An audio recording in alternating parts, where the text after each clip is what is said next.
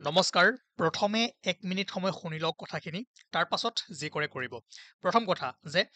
যি 10 marks target আমি লৈছো জিকেৰ কাৰণে এইখিনি যিমানখিনি পাৰো কৰিবলৈ ট্ৰাই কৰিম বিভিন্ন পিৱাইকিউৰ পৰা আমি বেষ্ট এমচিকিউ সমূহ কৰিম আৰু ইয়াত কাৰেণ্ট এফেয়াৰ্স আমি কৰিবলৈ ট্ৰাই কৰিম গতিকে আজি আমি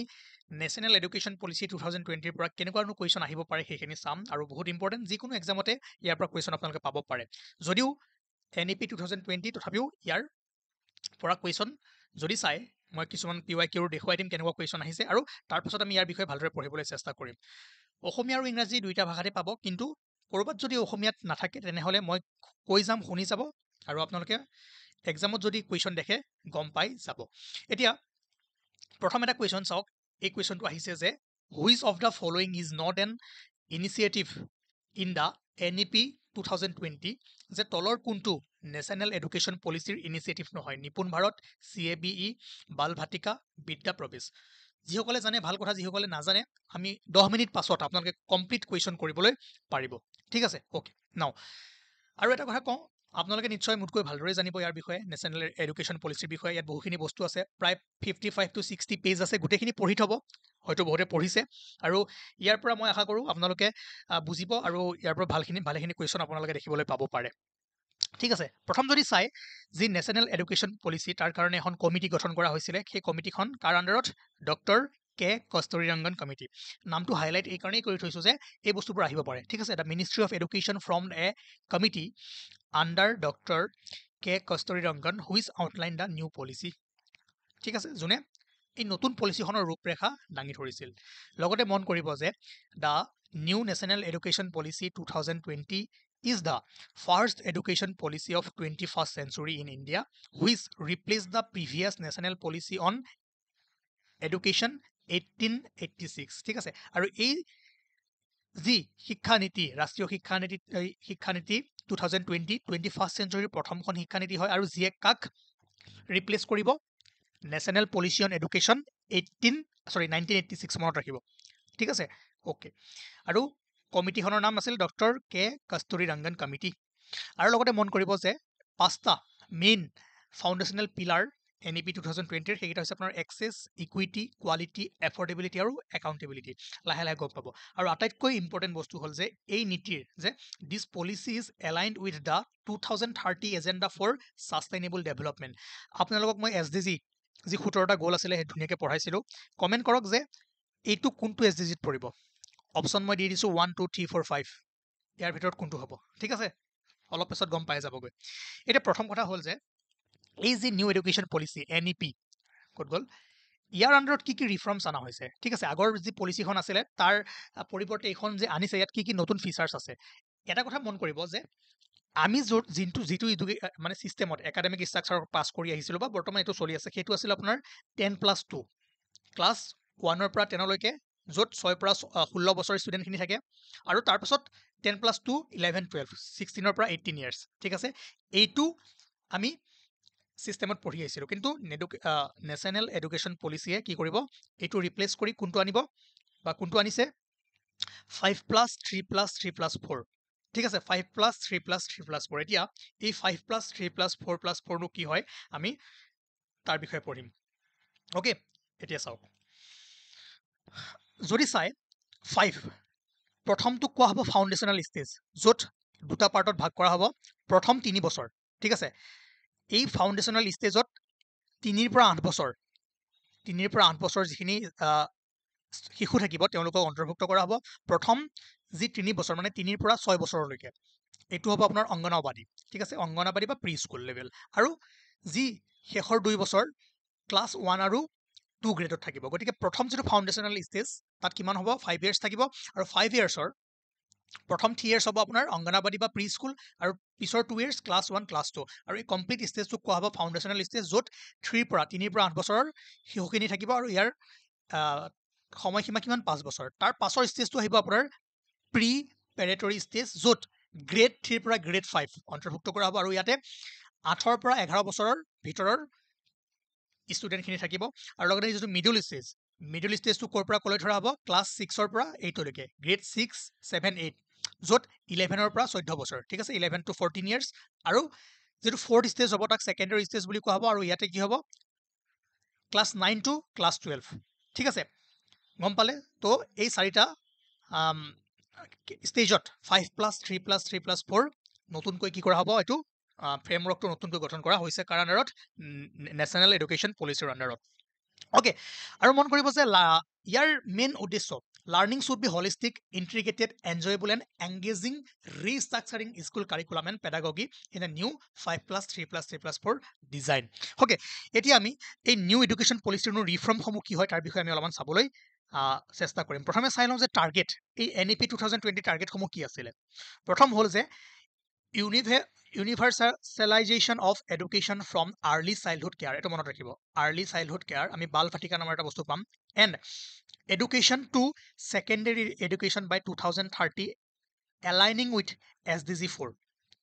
অলৰেডি এনচাৰটো পাই গ'ল ঠিক আছে SDG 4 কি আছিলে কোৱালিটি এডুকেশ্যন আৰু লগতে মনত ৰাখিব যে attaining foundational learning and numeracy skill through national mission by 2025 আৰু ইয়াৰ কাৰণে নিপুণ ভাৰত অলপ পিছত আমি গম পাই যাব আৰু ইয়াৰ টাৰ্গেট কি আছিলে যে 100% gross enrolment ratio' in preschool to secondary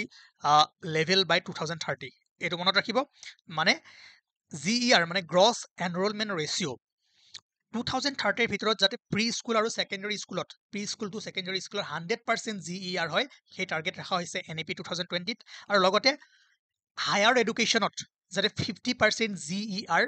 হয় বাই 2035 চনকেইটা মনত ৰাখিব MCQ দিব পাৰে যে NEPত যি 50% GER ফৰ হায়াৰ এডুকেশ্যন ৰখা হৈছে কোনটো ইয়াৰ্ছৰ ভিতৰত টাৰ্গেট ৰখা হৈছে 2035 আৰু 100% GER in preschool level by 2030 মনত ৰাখিব আৰু লগতে টাৰ্গেট কেইটা যদি চাই bringing back 2 crore children to the mainstream through the open schooling system আৰু যদি চাই teachers to be prepared for assessment reform by 2030 inclusive and equitable education system by 2030 এইকেইটা আছিলে NEP 2020 টাৰ্গেট অ'কে এতিয়া কিয়নো এই NEP খনে national education policy new national education পলিচিয়ে আগৰ যিখন পলিচি আছে তাক কেনেদৰে কি ক্ষেত্ৰত মানে কি ৰিফৰ্মছ আনিছে যদি আপোনালোকে মন কৰে প্ৰথম যিটো চাই এই নেশ্যনেল এডুকেশ্যন পলিচি 2020 পৰা কি হ'ব student will have increase flexibility and choice of subject ছাত্ৰ ছাত্ৰীৰ কি হ'ব নমনীয়তা হ'ব ছাবজেক্ট চুজ কৰাত আগতে কি আছিলে যে ছায়েন্স আৰ্টছ কমাৰ্চ তেনেকুৱা ছেপাৰেট আছিলে য'ত ছায়েন্সৰখিনি অকল ছায়েন্সৰ ছাবজেক্ট পঢ়িছিলে আৰ্টছৰখিনি আৰ্টছৰ ছাবজেক্ট পঢ়িছিলে কমাৰ্চৰখিনি কমাৰ্চ পঢ়িছিলে এটা বেৰিয়াৰ আছিলে কিন্তু নেশ্যনেল এডুকেশ্যন পলিচিৰ ফলত কি হ'ব যে এই যি ছেপাৰেশ্যন যিটো বেৰিয়াৰ সেইটো নাইকিয়া হৈ যাব আৰু ষ্টুডেণ্টে নিজৰ ইচ্ছা অনুসৰি কি কৰিব পাৰিব ছাবজেক্টসমূহ ল'ব পাৰিব ঠিক আছে আৰু লগতে আৰু এটা নতুন ৰিফৰ্মছ কি অনা হৈছে ইয়াতে যে vocational education will be start in skill from 6th grade and include internship যে ক্লাছ 6ৰ পৰাই ভকেশ্যনেল এডুকেশ্যন আৰু ইণ্টাৰ্ণশ্বিপ ইনক্লুড কৰা হ'ব ঠিক আছে তাৰপাছত যদি মন কৰে টিচাৰ ট্ৰেইনিং প্ৰগ্ৰাম মেনেজমেণ্ট এইটো ৰিফৰ্মছ কৰা হ'ব লগতে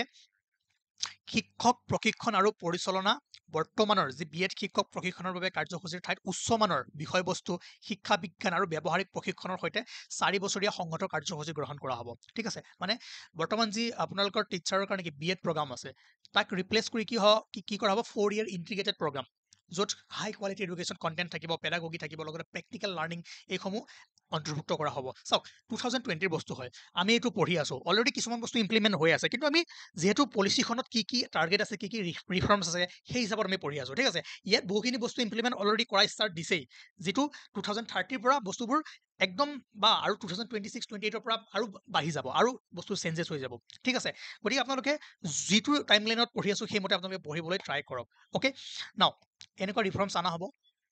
তাৰপিছত যদি চাই mainly multilingualism and the power of language ইয়াত কি হ'ব যে এই পলিচিখনে কি কৰিছে পঞ্চম শ্ৰেণীলৈকে up to class 5 the policy has emphasised the mother tongue as the medium of instruction until the grade 5লৈকে মাতৃভাষাত যাতে ইনষ্ট্ৰাকশ্যন দিব পাৰে এইটো ইয়াত ধাৰ্য কৰা হৈছে বাট প্ৰিফাৰেবলি টিল গ্ৰেড 8 এণ্ড বিয়ণ্ড ঠিক আছে 8 তাৰ ওপৰতো কোনো প্ৰব্লেম নাই কিন্তু ক্লাছ 5লৈকে কি কৰিব লাগিব মাতৃভাষাত ইনষ্ট্ৰাকশ্যন দিব লাগিব ঠিক আছে আৰু লগতে সংস্কৃত স্কুল লেভেল বা হায়াৰ এডুকেশ্যন সকলোতে এটা অপশ্যন ছাবজেক্ট হিচাপে ষ্টুডেণ্টসকলক দিয়া হ'ব আৰু সকলোৱে এইটো ল'ব পাৰিব অ'কে তো এনেকুৱা ৰিফৰ্মছ অনা হৈছে আৰু বহুখিনি বস্তু আছে আপোনালোকে ভালদৰে নিশ্চয় জানে ইয়াৰ বিষয়ে ভালদৰে পঢ়িছে মোতকৈও ভালদৰে জানিব আৰু এডুকেশ্যন পলিচিৰ যি 50-60টা পেজ আছে এবাৰ ভালদৰে পঢ়িবলৈ চেষ্টা কৰিব ঠিক আছে আৰু লগত যদি চাই এইখিনিয়ে মই ক'লোৱে যে কি ৰিফৰ্মছ অনা হৈছে আগৰ পলিচিৰ পৰা কি ৰিফৰ্মছ আছিল এইখিনি অলৰেডি মই ধুনীয়াকৈ বুজাই দিলোঁ যে focus on holistic development integration and vocational education emphasise the on technology enable learning promotion of multilingualism along with the right to choose মানে যিকোনো ছাবজেক্ট চুজ কৰিব পাৰিব লগতে flexible and multidisciplinary curriculum তো এইবোৰ আছিলে আপোনাৰ ৰিফৰ্মছসমূহ লগত যদি চাই ভেৰিয়াছ ইনিচিয়েটিভ এই যে নিপ 2020 নতুন নিউ এডুকেশ্যন পলিচি তাৰ কাৰণে বিভিন্ন ধৰণৰ যি ভেৰিয়াছ ইনিচিয়েটিভসমূহ সেইবোৰ কি আছিলে মনত ৰাখিব যে একাডেমিক বেংক ক্ৰেডিট যাৰ জৰিয়তে কি কৰা হ'ব যে it will be a national level digital facility for promoting academic mobility through a formal system ঠিক আছে of credit accumulation credit transfer and credit redemption এই তিনিটা মনত ৰাখিব এটা কি হ'ব ফৰ্মেল ছিষ্টেম থাকিব নেশ্যনেল লেভেলত যাতে আপোনালোকৰ যিবোৰ ক্ৰেডিট পায় সেইবোৰ যাতে ভালদৰে ষ্ট'ৰ কৰিব পাৰে ট্ৰান্সফাৰ কৰিব পাৰে বা তাক ভালদৰে একুমুলেট কৰিব পাৰে ভালদৰে তাক কি কয় ইভালুৱেট কৰিব পাৰে তাৰ কাৰণে একাডেমিক বেংক ক্ৰেডিট আমি ভালদৰে পঢ়িম ইয়াত বহুখিনি বস্তু সোমাই আছে আমি পিছত ডিছকাছ কৰিম আপোনালোকে পঢ়িলেও গম পাব বা এতিয়া যিখিনি আমাক লাগে সেইখিনি আমি কৰি আছোঁ ঠিক আছে তো academic bank credit NEP 2023 initiative হয় এইবোৰ লগতে নিপুণ ভাৰত মই অলৰেডি ক'লোঁ যে national mission on foundational literacy and numeracy was launch by the government যাৰ জৰিয়তে কি হ'ব যে ফাউণ্ডেশ্যন ষ্টেজতে যাতে নিউমেৰিচি যিবোৰ লিটাৰেচি আছে ষ্টুডেণ্টবোৰৰ বেছিকটো ষ্ট্ৰং হৈ যায় আৰু ভালদৰে শিকিব পাৰে তাৰ ওপৰত গুৰুত্ব আৰোপ কৰিব নিপুণ ভাৰত ই এটা NEPৰ কি হয় ইনিচিয়েটিভ হয় লগতে বিদ্যা প্ৰবাসত কি কৰা হ'ব ক্লাছ গ্ৰেড 1ৰ যিবোৰ চিলড্ৰেন থাকিব তেওঁলোকক এটা প্লে বেছড ঠিক আছে guidelines for 3-month play-based school preparation module for grade 1 children have been developed. লগতে first year engineering প্ৰগ্ৰামছ in regional language engineering যিবোৰ প্ৰগ্ৰাম আছে তাতে যাতে ফাৰ্ষ্ট ইয়াৰটো ৰিজনেল স্থানীয় ভাষাত দিয়া হয় সেইটো ইনিচিয়েটিভ লোৱা হৈছে লগতে national digital education architecture NDER যাৰ জৰিয়তে ডিজিটেল ইনফ্ৰাষ্ট্ৰাকচাৰ ফৰ এডুকেশ্যন য'ত গুৰুত্ব আৰোপ কৰা হ'ব লগতে structured assessment for analysing learning levels SAFAL আৰু NDER মনত ৰাখিব এইবোৰ NEP 2020 ইনিচিয়েটিভ হয় যে ইয়াত কি কৰা হ'ব SAFAL to be introduce in CBSE school for grade 3, 5 and 8 from 2021 to 22 It focuses on testing of core concept, application-based question and higher order thinking skill. ঠিক আছে আৰু যদি চাই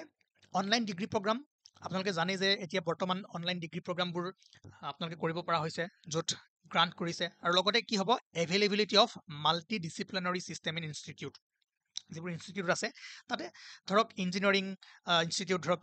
IIT দিল্লী IIT ৰৌৰকী বা আজিকালি যিবোৰ ইঞ্জিনিয়াৰিং ইনষ্টিটিউট আছে তাত আপোনালোকে পাব যে নন ইঞ্জিনিয়াৰিং যিবোৰ কোৰ্চ আছে সেইবোৰ এভেইলেবল হৈ গৈছে ষ্টুডেণ্টসমূহে ল'ব পাৰে তো এইখিনি আছিলে আপোনাৰ কি হয় ভেৰিয়াছ ইনিচিয়েটিভ মই ভাবোঁ আপোনালোকে এই কুৱেশ্যনটো এতিয়া কৰিব পাৰিব এই কুৱেশ্যনটো কি দিছিলে যে তলৰ কোনটো which of the following is not an initiative in the NEP 2020 নিপুণ ভাৰত হয় পাই আহিছোঁ বাল ভাটিকা হয় যিটো আৰ্লি চাইল্ডহুড এডুকেশ্যন আছিলে হয়নে ৰ'ব মই দেখাই আছোঁ ক'ত গ'ল এইটো এক মিনিট ৰখক অ'কে এই শ্লাইডটো মোৰ লগত নাহিলে ঠিক আছে অ'কে চ' বাল ভাটিকা আৰ্লি চাইল্ডহুড কেয়াৰ লগতে বিদ্যা পৰশ এমেটৰ পৰা আহিলোঁ এইকেইটা NEP 2020 কি হয় ইনিচিয়েটিভ হয় বাট CAB আপোনালোকে নিশ্চয় জানে চেণ্ট্ৰেল এডুকেশ্যন বৰ্ড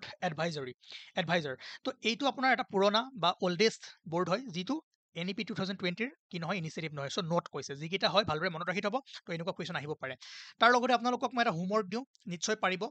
এইটো হোমৱৰ্কটো কিয় পাৰিব ইয়াতে কৈছে পঢ়িব ষ্টেটমেণ্ট দিছে ঠিক আছে 5+3+3 ছিষ্টেমৰ ওপৰত ক'ত গ'ল ষ্টেটমেণ্ট দিয়া হৈ আছে কি কোনটো হয় কোনটো নহয় ঠিক আছে কৰিব দিছে আৰামছে পাৰিব এই শ্লাইডটো যদি ভালদৰে পঢ়ি গৈছে মই কৰি নিদিওঁ আপোনালোকে নিজে অলপমান ট্ৰাই কৰক আৰু লগতে চাওক পোষণ ষ্টেণ্ড ফৰ PM অভাৰডিষ্টিং স্কিম ফৰ হলিষ্টিক নিউৰিচমেণ্ট ঠিক আছে এনেকুৱা কুৱেশ্যন কিছুমান মই লৈ আহিম যিবোৰ আপোনালোকৰ আহিব পাৰে 10 মাৰ্কছ আমি কৰিব ট্ৰাই কৰিম আজি আপোনালোকে NEP-টো পঢ়ক ভালদৰে ইয়াৰ পৰা বহুখিনি কুৱেশ্যন আপোনালোকে পাৰিব আৰু আপোনালোকে নিশ্চয় ইয়াৰ বিষয়ে ভালদৰে জানে লগতে এই যিটো ষ্ট্ৰাকচাৰটো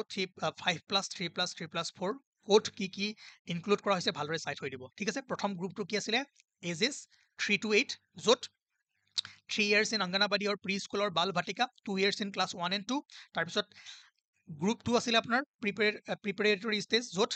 covering ages 8 to 11, grade 3 to 5, middle stage কি আছিলে আপোনাৰ 11 to 14 ইয়াৰ্ছ, য'ত গ্ৰেড 6ৰ পৰা 8লৈ থাকিব, আৰু ছেকেণ্ডাৰী ষ্টেজ গ্ৰেড 9ৰ পৰা 12লৈকে, য'ত এজেছ 14 to 18। ঠিক আছে, এইটো আপোনাৰ 5+3+3 ডিজাইন। লগতে ইয়াত আমাৰ পুৰণাটো আছিলে 10+2, ইয়াতে আপোনাৰ এইখিনি দি দিলোঁ। লগতে কি কি ইনিচিয়েটিভ আছিলে আপোনালোকে পাই গ'ল, টাৰ্গেটখিনি পাই গ'ল। ভালদৰে এবাৰ ট্ৰাই কৰিব, আৰু MCQ খিনি আমি কালিলৈ কৰিবলৈ চেষ্টা কৰিম। Thank U.